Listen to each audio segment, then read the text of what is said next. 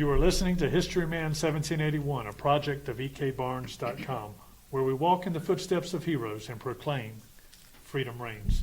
On today's podcast, we are featuring Ola Jean Kelly, the first executive director of the Union County Museum in Union, South Carolina. Welcome, Ola. Thank you. Ola, Union County has a great history that spans from pre-Revolutionary War times all the way up through today. And your museum here magnifies that whole history in a very professional way, and I'm very impressed by your museum here. Thank you. So tell us a little bit about Union County and how it got its name. Okay. Our early settlers came primarily from Pennsylvania and Virginia. In a large part, they were Presbyterian folks, very religious folks. And the first group here built a little log cabin church out on the east side of what is now Union County on Browns Creek. And the Indians burned it. We had Catawba and Cherokee then. I don't know which tribe burned it. That's just a part of oral history.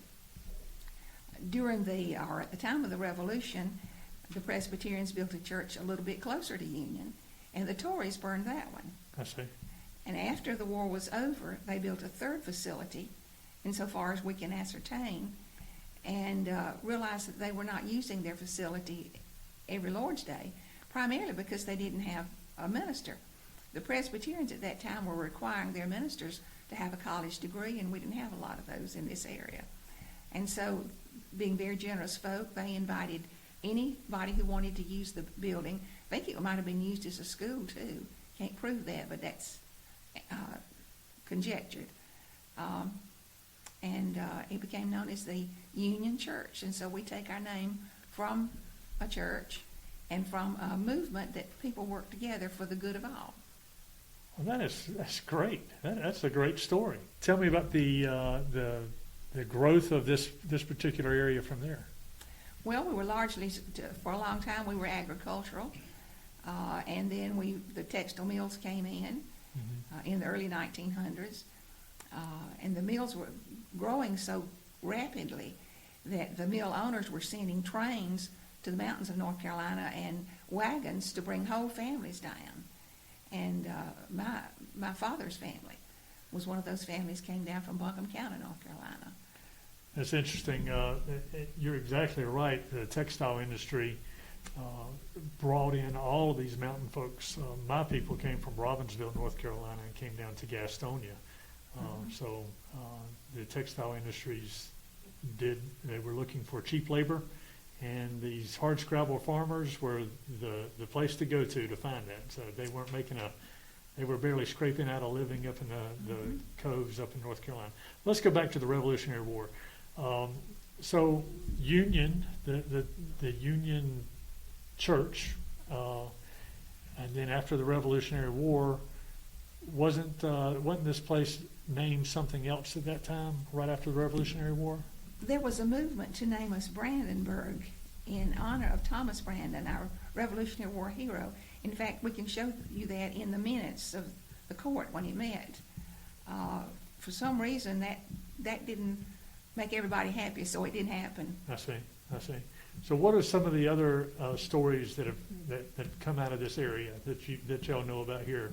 The Revolutionary War itself. Yeah. Okay. We had some battles here, some skirmishes here. Probably the three largest or the most prominent were Fish Dam.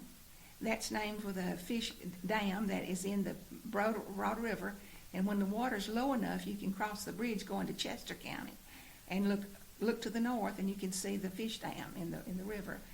That was Thomas Sumter and the I've forgotten who Cornwallis sent up there Cornwallis was over in Fairfield County. I believe they sent Wymus, who was one of the captains under Tarleton, and they sent him after Sumter. I think they actually put a bounty on Sumter's head or something like that. One of Sumter's lieutenants kind of saved the day and put out the pickets, and an interesting story of they kind of hoodwinked the British into attacking the wrong camp. So, went over the riverbank and escaped. Yeah, that's exactly right. And they got Wymus, and Wymus had a list in his pocket of all the rebels that or the patriots that they were going to get. And I believe Thomas Sumter burnt that list because he was afraid of repercussions towards Wymus. And I had heard somewhere, and I've not been able to document it, that Wymus had burned Thomas Sumter's house, and with his wife and son were still in the house, and the son was an invalid, and they barely got out with their lives. Have you ever heard that story?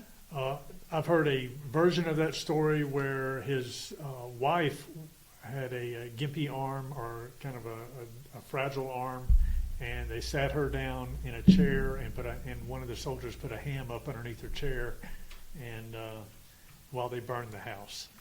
So what are the other places? You said there were 2 other battles. Musgrove Mill. Okay. And Blackstock, right here in Union County, at Blackstock Plantation. Interesting story about that. Bannister Tarleton was Cornwallis's golden-haired boy. Had kind of a wild reputation, but he was a blatant liar. We have a copy in the Union County Museum of a note that he wrote to Cornwallis after the Battle of Blackstock, that said, "We've cut the enemy to pieces." And then he lists all that he needs: wagons, replacements, everything, right down the line. Thomas Sumter was almost killed in that battle too. Right. At the end of the battle, rather. Right. Of course, by then it was on to cap ends and on to the end of the war.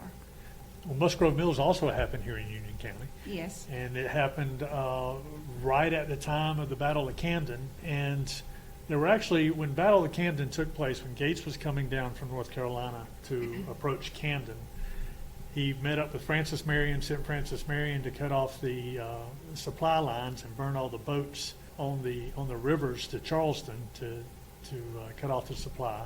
He sent Sumter around to take a Carey's Fort, which was on the southeast side of Camden, or southwest side of Camden, just across the Wateree River.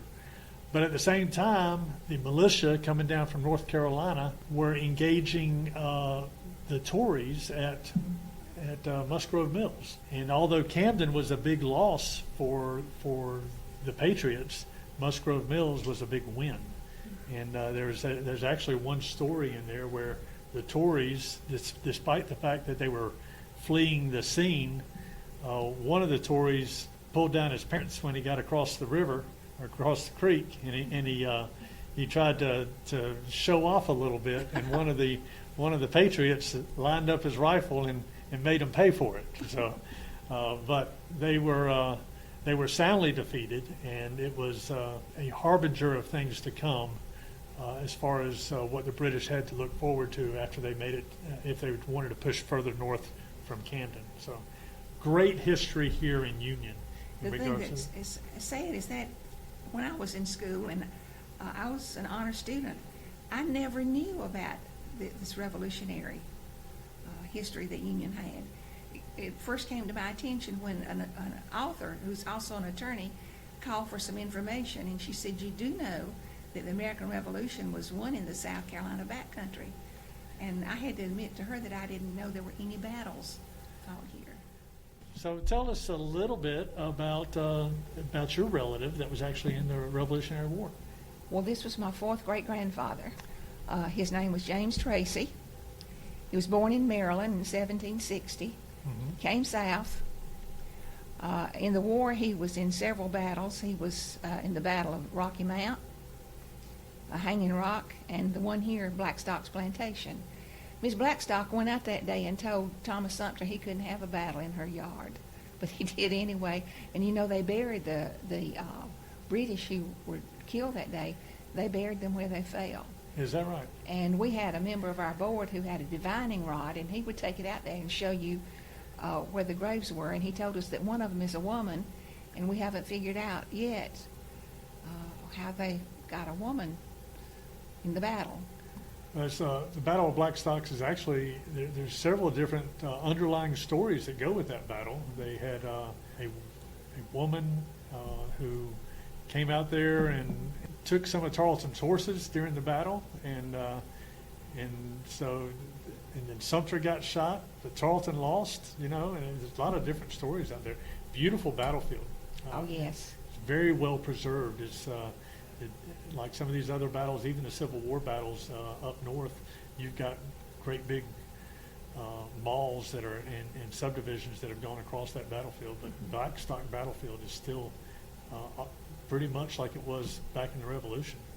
I'm not a person that sees ghosts and feels spirits, but I feel something when I'm at Blackstock. Is that right? I like to be out there by myself. They're quiet. One of the historians in Camden had to remind the listeners that literally these battlefields are holy ground.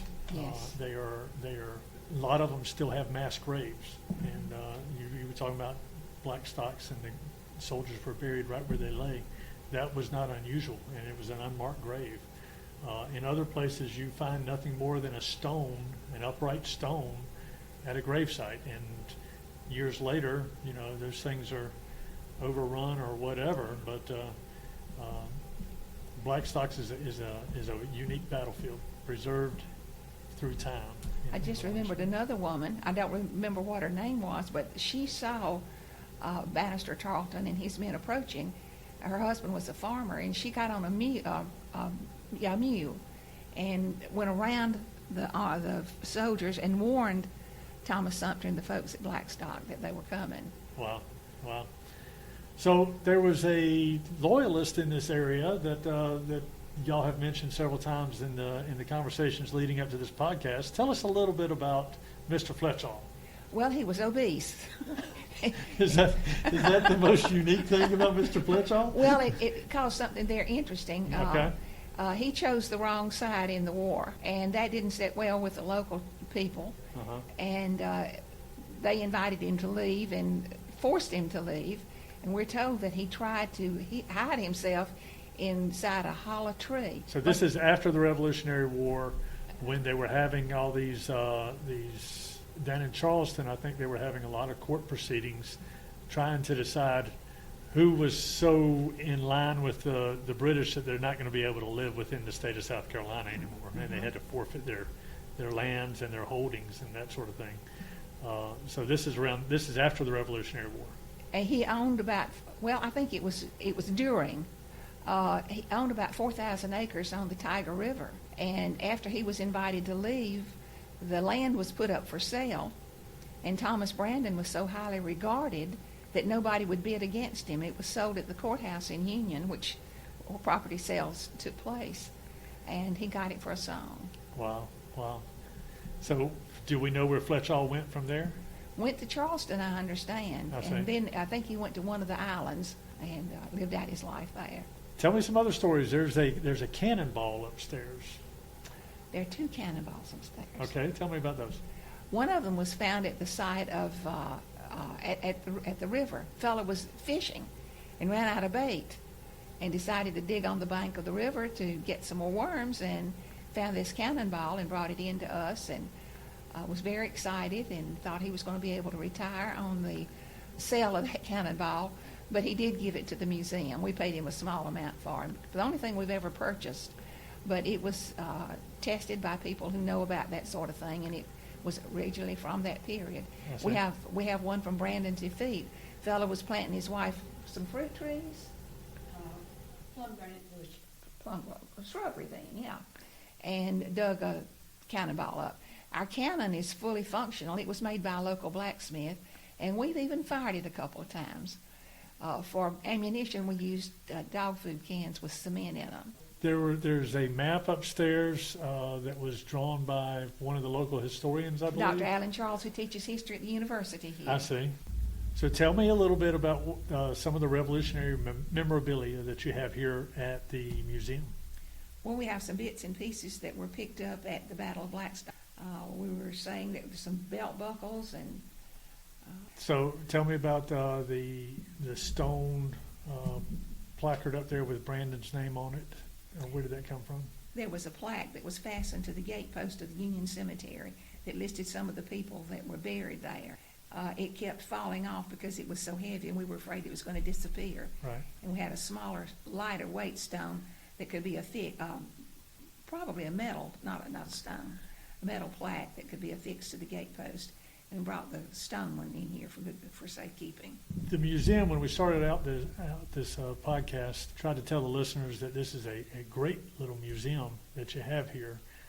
What would you want people to take away from their visit to Union? Well, I know that I'm prejudiced, but I think we've got the best small museum in the state. In fact, Dr. Jim Kibler, who was a professor at the University of Georgia, gave us that title. He's a friend of ours. We share a love of singing Billy Walker, and the musician.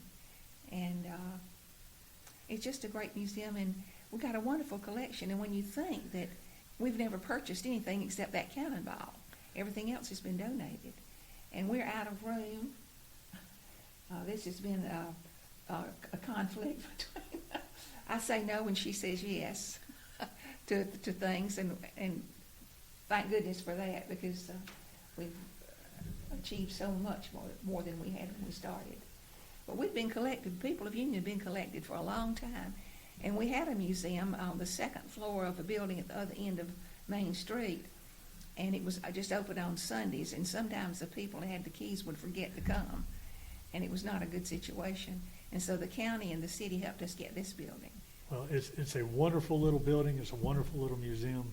And I think you're right. It's the best little museum in the state of South Carolina. Mm-hmm. I think you're exactly right on that. You had a joke that you wanted, or not a joke, but a little story that happened at church recently, or in the past. Or you had an incident that happened at church that our listeners, I think, would enjoy hearing. Well, it was a holiday on Sunday, and our pastor had asked anybody in the congregation who had served in the military to stand so we could thank them, and we did. Well, that night, he said, I realized that I should have gone a little further and say if anybody in the congregation has a relative who served who's no longer with us and you would like to stand in their honor, would you stand? Well, I stood up. And after church, the lady that was sitting next to me said, who did you stand up for? And I said, well, my husband served in the Korean conflict. My oldest brother served in World War II. My great-grandfather fought in the war between the states. My great-great-great-great-grandfather was in the American Revolution, and I had relatives in the War of 1812. And she looked at me and she said, y'all don't get along with anybody, do you? Oh, if that doesn't describe South Carolina, I don't know what does. In the words of Ola Jean Kelly, what does liberty mean to you? Oh, my goodness. Oh, my goodness. Freedom to be who God wanted me to be, who He created me to be. Would you not have that anyway? I can think of situations where that wouldn't be possible, but it is now. I'm very grateful for that. Thank you so much. It was a pleasure meeting with you. It's a pleasure from our listener standpoint to hear your memories and the history here in Union County, and I know that the next few podcasts will be just as interesting to them. Well, thank you so much for the opportunity, and do come see us again. Okay. And Roz, my successor, is doing a wonderful job. She's very creative, and she's got lots of good ideas.